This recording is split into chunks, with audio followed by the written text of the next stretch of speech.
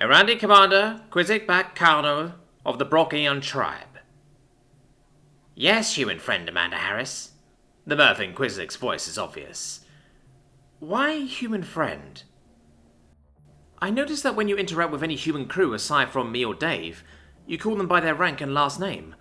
Why are we regarded as different? Quillset makes an almost human gesture of tilting his head while lost in thought. Coming from an Erandi, it is a very strange gesture. Their body language is almost completely focused around their hands and shoulders. He seems lost in thought for a short while. Amanda waits patiently. He then motions her over to a terminal and begins bringing up something while he speaks. That term is part of a long tradition with my people. When our people met, it was not under the best of circumstances, as you well know, being a veteran of the Lancer War. After the war, an embassy was established for humanity on my world. The first ambassador was someone that attempted to perform his duties with the goal of only serving humanity. We were unhappy and asked for another from your world. The second was a good person. She tried to be fair while still ensuring things were in your people's favour when it mattered. We appreciated her greatly. Unfortunately, she had to retire due to what we would find out was a degenerative disease that had not been cured at the time. The third ambassador was fresh out of diplomatic training. He likely would have not been chosen if not for the request from our head of state. We believed he would be an honourable man, as his mother was. Ambassador Jacob Harris proved to be so dozens of times. He once fought his own government over appointed cheaters out of a colony. He worked tirelessly to make both our people stronger and negotiated trades, which made your people even stronger than ever. The chief diplomat for my people, Quazel, was at a function when an ambassador attempted to kill him, Jacob and several others with an explosive device. The building partially collapsed on them. I don't know that I want to hear this. I have stayed away from reading how he died. Fear not, human friend Amanda. That was not his fated day. The terminal shows a broadcast of footage taken by drone, with what she thinks is German below it.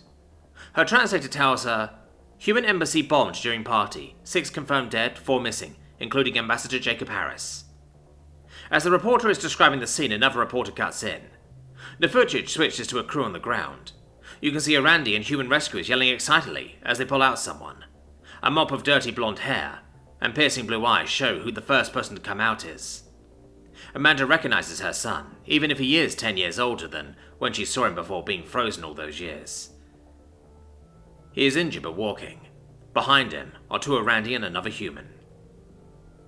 In fact, he made sure it was not that diplomat's day as well. They found him in a bubble that had been made by Jacob's body. He was holding up a small section of the building with his body for hours.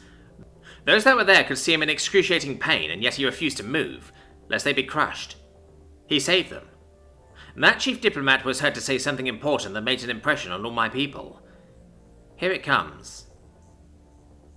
There is nothing in the universe like having a human friend. Everyone should have one. They will die before letting you come to harm.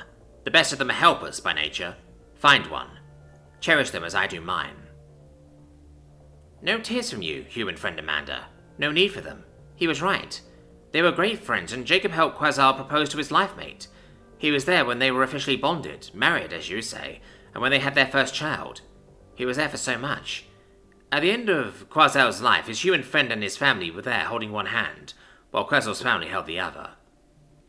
Since then, my people have held having a human friend as special. But it means more than just being acquainted with or friendly with.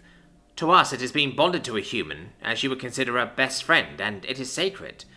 We would die for, kill for, and do anything for our human friend, because we know that if the situation were reversed, you would do even more than that. Is that why you were so happy when I said you were my best bud? Absolutely. I have earned a place in your heart, so to speak. I have been worthy of having you as my friend. That is special.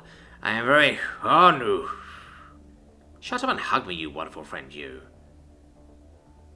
As Amanda left the bridge, Dave looked over at his friend and finally spoke up. Why did you tell her Quasal Carcano of the Broken Inn's tribe's full name, Quizlic? Quizzic Barcano looked at his greatest friend and shrugged.